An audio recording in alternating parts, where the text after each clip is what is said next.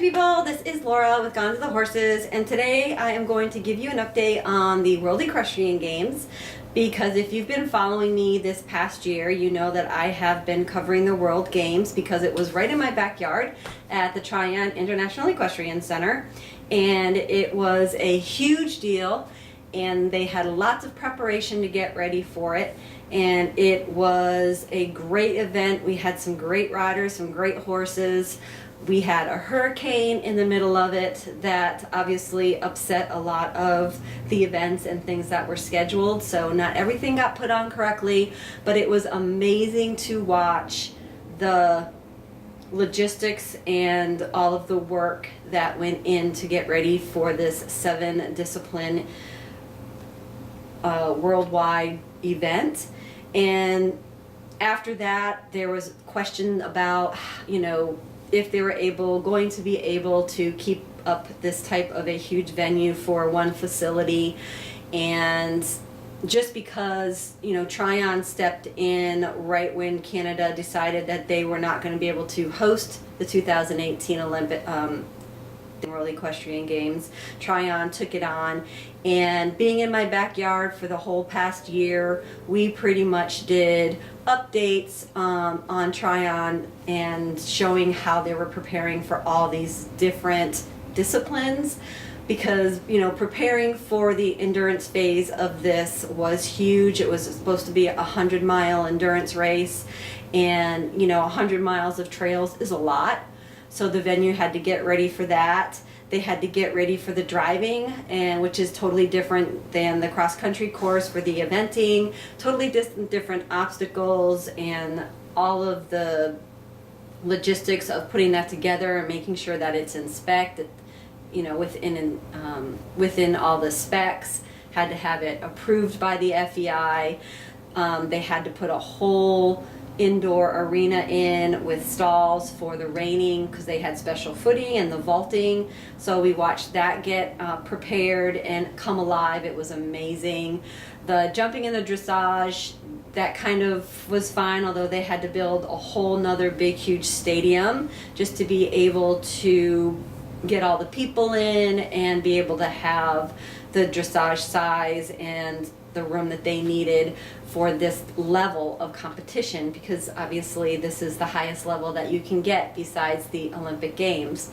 And after all of this went on, there was all this question about whether the World Equestrian Games was going to be able to continue, because it was such an expensive venue, or such an expensive production and sport for one country to take on for one time, and then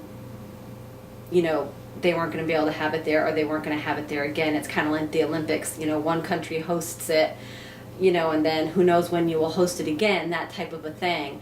And so I saw this headline on one of the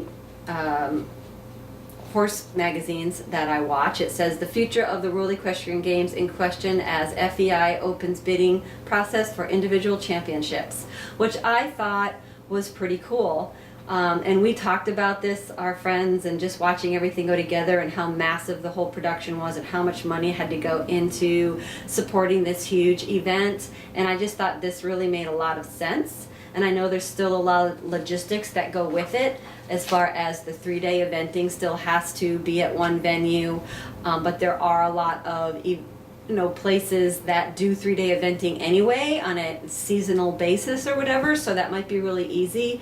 And it's just important for these riders to compete against all of these other countries. It prepares them and it actually qualifies them for the Olympics. So you don't want it to disappear. It's a huge part of the equestrian sport on that high of a level, and they are instead of, the World Equestrian is going to end, it can't end. It's just got to be revamped, redone, and put together so that it makes sense for the country that's hosting, and also for the riders and the riders and the horses. So the individual championships, I think, makes huge sense.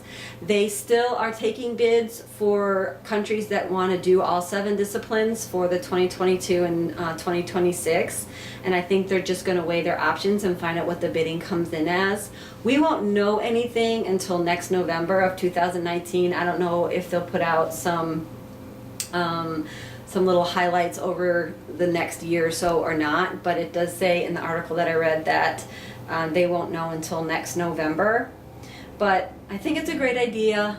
I think it's important that, you know, every venue that holds whichever discipline it's going to hold is at the level it needs to be for these top riders.